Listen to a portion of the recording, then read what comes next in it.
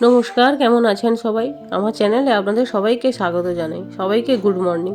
আজ আমার ছেলের সাথে আপনাদের গুড মর্নিং জানাই।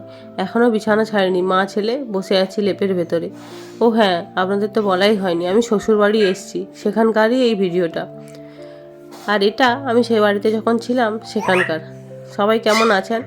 আসলে রোজ রোজ না ভিডিও দিতে পারছি না, আমি বাচ্চা সামলে আর সময় হয়ে উঠছে না। আপনারা তো জানেন, যাদের বাচ্চা আছে তারা খুব ভালোভাবে জানবে এই সময়টা কি কঠিন। একা হাতে, একা নই, মা আছে, তবুও বাচ্চা সামলানোটা খুব কষ্টকর। বাচ্চা একজন নিলে আর আমি কিছু কাজ করতে পারি, তাই আর রোজ রোজ ভিডিও দেওয়া হয়ে উঠছে না। আর এদিকে আমি একটু রোদ খাচ্ছিলাম, তারপরে ওকে একটু টামি টাইম দিচ্ছিলাম। দেখুন উল্টে যায়, এখন নিজে নিজে উল্টাতে পারে না, এরকম উল্টে দিলে একটু চেষ্টা করে থাকার। তারপরে আমি খাচ্ছিলাম একটু মুড়ি। আজকে সন্ধেবেলা মা বানিয়েছিল পকোড়া, মানে ওই পেঁয়াজের পকোড়া আর মুড়ি। বেশ দারুণ হয়েছিল, টেস্টি। গরমের শীতের সময় পকোড়াটা খেতে বেশ ভালোই লাগে বলুন। আর এদিকে আমার বাবাকে দেখুন, কাঁচা লঙ্কা মেখে একদম নিয়ে বসে পড়েছে। আমি ঝাল খেতে পারি না, তাই কাঁচা লঙ্কা নিইনি। বাবা কাঁচা লঙ্কা নিয়ে বসে পড়েছে। কাঁচা লঙ্কাটা দেখতে ওরকম, একটুও ঝাল নেই। খাবার খেতে খেতে এদিকে আমার ছেলের ঘুম পেয়ে গেছে। মা সেই শুরু করেছে ওকে ঘুম পাড়ানোর প্রসেস। 1 ঘন্টা লাগে ঘুম পাড়াতে, 1 ঘন্টা নয়, আধ ঘন্টা 40 মিনিট ঘুম পাড়াতে লাগে। আর কতক্ষণ ঘুমাই জানেন? 20 মিনিট 30 মিনিট, তারপর উঠে পড়ো, তাও আবার কোলে। কি রাগটা ধরে বলুন? এত কষ্ট করে ঘুম পাড়ানোর পর যদি এইটুকু সময় উঠে পড়ে তাহলে। তারপর সেদিন আমার একটা পার্সেল এসেছিল, একটা ফেস পাউডার অর্ডার দিয়েছিলাম।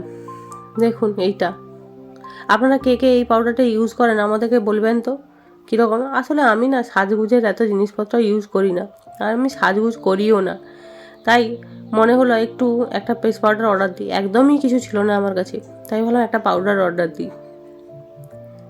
যারা ইউজ করেছে তারা বলছে এটা খুব ভালো। আমি জানি না কীরকম হবে, ইউজ করে দেখি তারপর আপনাদের বলবো। আপনারা কে কে ব্যবহার করেছেন আমাকে একটু জানাবেন।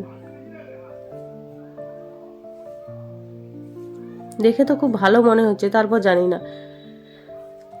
তারপর দুপুরবেলা চান করার পর আমার ছেলের একটা পাঞ্জাবি এসছে। আসলে সামনে ওর অন্নপ্রাশন, তাই ওর জন্য 2টো পাঞ্জাবি অর্ডার করেছিলাম। সেদিন একটা পাঞ্জাবি এসছে, সেটাই আনবক্স করছি। পাঞ্জাবিটা কি ভালো এসছে আপনাদের কি বলবো। আসলে ফার্স্ট ক্রাইর জিনিসপত্রগুলো সত্যিই ভীষণ ভালো। বাচ্চাদের জিনিসপত্রের কোয়ালিটি এত ভালো, আপনাদের কি বলবো। এই পাঞ্জাবিটা দেখুন, আমার তো খুব পছন্দ হয়েছে। ভীষণ সফট, ভীষণ নরম, কাপড়টা বেশ ভালো, কিন্তু বাচ্চার জন্য খুবই ভালো। আর বাচ্চার জন্য একটু ভালো কাপড় না হলে হয় বলুন? একটু দাম বেশি নিলেও বাচ্চার জিনিসপত্র সবসময় ভালো নেওয়া উচিত। এই দেখুন কি দারুণ।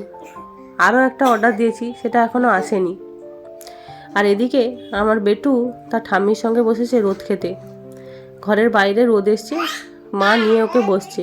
তারপর আমরা দুপুরবেলা ভাত খাওয়ার পর ওকে নিয়ে গেছিলাম 3 তলায় রোদ খাওয়াতে। আর ওকে এখন ওপরে নিয়ে গেলে বা বাইরে নিয়ে গেলে খুব দেখে, চতুর্দিকটা দেখতে খুব ভালোবাসে। তাই ওকে খাওয়া দাওয়ার পর একটু নিয়ে গেছিলাম রোদ খাওয়াতে। কিছুক্ষণ বাবার কোলে ছিল, তারপর আবার আমি নিয়ে কিছুক্ষণ দাঁড়িয়েছিলাম। বেশ ভালো, রোদে বেশ ভালোই লাগছিল। আর ও একটুক্ষণ রোদে থাকার পর আবার কান্না শুরু করে দিল। বেশিক্ষণ থাকলে আবার গরম লাগে, তো ও খুব বিরক্ত হয়ে পড়ে। তাই একটুক্ষণ এদিক ওদিক ঘুরিয়ে আবার নিয়ে চলে এসেছিলাম। ওই জন্য একটানা রাখি না, ওকে বারবার নিয়ে আসি। সেদিন সকালবেলা শাশুড়ি দিয়ে গেল এই পকোড়া আর আলু ভাজা মুড়ি দিয়ে খাওয়ার জন্য। এতটা মুড়ি ভাবছেন আমি একা খাবো? না না, আমি আর আমার বর মিলেই খাবো। একসাথে মা দিয়ে গেছে, সেটাই আমি এখন মাখছি। আর শীতের সময় এই পকোড়া খেতে বেশ ভালোই লাগে। আর সেদিন শুক্রবার ছিল, তাই এটা হচ্ছে বাঁধাকপির পকোড়া। শীতকালে বাঁধাকপির পকোড়াটা খেতে বেশ ভালো লাগে। সঙ্গে আলু ভাজা, ডুমো ডুমো করে আলু ভাজা। একটু জল দিয়ে নিচ্ছি, না হলে একটু নরম না হলে আবার ভালো লাগে না। সেটাই মেখে এখন বসে পড়বো।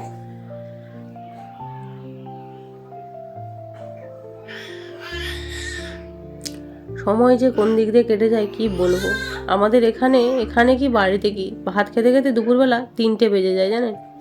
বাচ্চা সামলে সব কিছু সামলে উঠতে কোন দিক দিয়ে যে সময় কেটে যায় তা বুঝতেও পারি না।